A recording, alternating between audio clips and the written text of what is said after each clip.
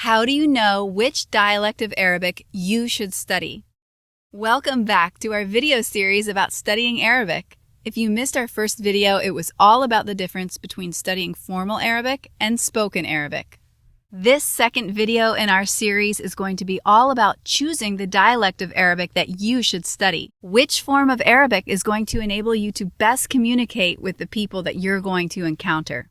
Now, some of you may already know that you're planning to live or study in a specific Arabic-speaking country, and that makes the decision easy. You know that if you're going to be living in Morocco, that studying Moroccan Arabic is going to be the best way to communicate to the people around you.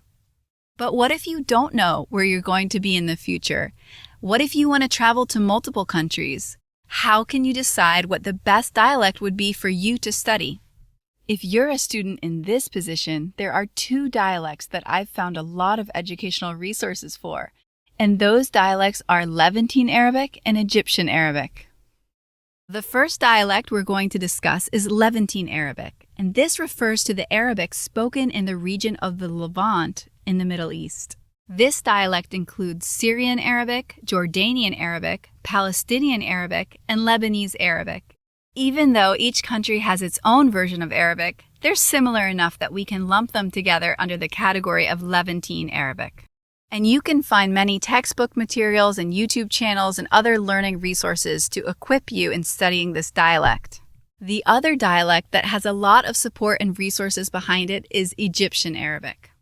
I admittedly have a personal bias toward Egyptian Arabic. I love Egypt, and after all, this channel is Hey Habibi Egyptian Arabic, where we equip you and your family with Egyptian Arabic skills. But I also think there are some practical reasons why this dialect may be the best choice for many students. The reason I recommend this dialect over all other options is because it's arguably the most well-understood dialect in the Arabic-speaking world. This is because Egypt is basically the Hollywood of the Middle East. For decades upon decades, Egypt has been producing the top films and TV shows and music that's listened to throughout the Arabic-speaking world. So people in all different Arabic-speaking countries grew up watching Egyptian entertainment on TV and listening to Egyptian songs, and that means they're familiar with the dialect, and that makes it very easy to communicate with a wide spectrum of people if you know Egyptian Arabic. I personally have used Egyptian Arabic to speak with people from lots of different countries like Morocco, Iraq, and Lebanon, and we've been able to understand each other using Egyptian Arabic. In the end, I think that either Egyptian Arabic or Levantine Arabic are excellent choices for any student who just wants to be able to speak with the maximum number of people and who doesn't know exactly which country they may end up living or studying in.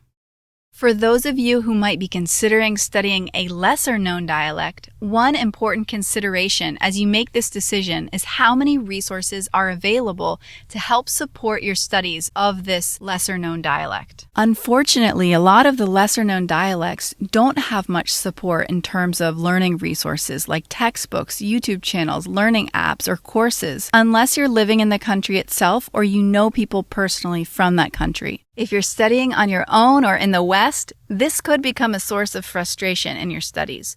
Now, there always are some options, even if the options are limited. And if anybody wants more ideas of paid and free resources that you could access for lesser-known dialects, let me know in the comments section below, and maybe that could be a future video topic. And if any of you watching this video know of resources for lesser-known dialects, please go ahead and put those in the comments section below as well. Now that we've explored the different paths you could take in studying Arabic, it's time to put the puzzle pieces together and decide what path is right for you. Where should you personally start your Arabic studies?